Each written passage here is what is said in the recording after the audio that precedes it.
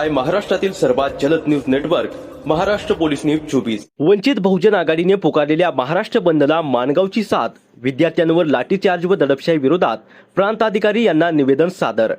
राष्ट्रीय पात्रता नीट प्रवेश परीक्षेत झालेल्या कथित पेपरफुटीच्या विरोधात दिल्लीतील जंतर मंतर येथे शांततापूर्ण मार्गाने आंदोलन करणाऱ्या विद्यार्थ्यांवर दिल्ली पोलिसांनी केलेल्या अमानुष लाठी हल्ल्याच्या पडसाद महाराष्ट्रात उमटले आहेत। या घटनेच्या तीव्र निषेधार्थ वंचित बहुजन आघाडीचे राष्ट्रीय अध्यक्ष प्रकाश आंबेडकर यांनी 23 जुलै 2026 रोजी महाराष्ट्र बंदची घोषणा केली आहे, हाक दिली आहे। या हाकेला साथ देत माणगाव तालुक्याने देखील पूर्णपणे बंदची साथ दिली आहे। सदर दिल्लीत शांततेच्या मार्गाने आंदोलन करणाऱ्या विद्यार्थ्यांवर झालेल्या अमानुष लाठीचार्ज आणि पोलिसांच्या दडपशाही विरोधात वंचित बहुजन आघाडी माणगावच्या वतीने माणगाव प्रांताधिकारी संदीपान सानप, माणगाव तहसीलदार बिपिन लोकरे, माणगाव उपनिरीक्षक नागेश चिकणे यांच्याकडे निवेदन सादर करण्यात आले।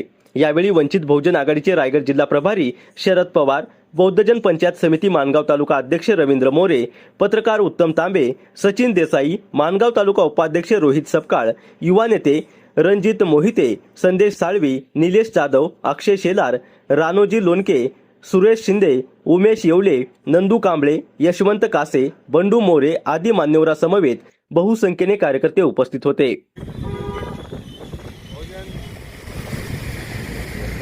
बहुजन ॲडव्होकेट बाळासाहेब आंबेडकर यांच्या आव्हानानुसार आज महाराष्ट्रामध्ये बंदची हाक दिली असताना माणगावमधील सर्व संघटना आणि बहुजन संघटनेसुद्धा सहभाग घेऊन आज माणगाव बंद ठेवण्यासाठी सर्व व्यापारी असोसिएशन असतील, रिक्षा चालक मालक संघटना असतील, अन्य व्यापाऱ्यांनी आम्हाला सहकार्य केलं आणि पोलीस प्रशासनापासून आज माणगाव बंदसाठी चांगल्या प्रकारचं सहकार्य केलेलं आहे। वास्तविकता दिल्ली येथील जंतर मंतर या ठिकाणी नीट परीक्षेच्या बाबतीत झालेल्या घोटाळ्याबाबत विद्यार्थ्यांचा झालेल्या जनआक्रोश मोर्चामध्ये जवळजवळ 30 विद्यार्थ्यांनी जीव गमावलेला आहे, मृत्यूमुखी पडलेले आहेत। त्याच्या निषेधार्थ आज माणगाव बंद केलेला आहे।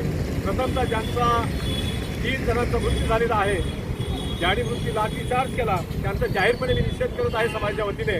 आणि आज माणगावकरांनी चांगले हात दिले आणि सगळे बंद करण्यासाठी प्रतिसाद दिला।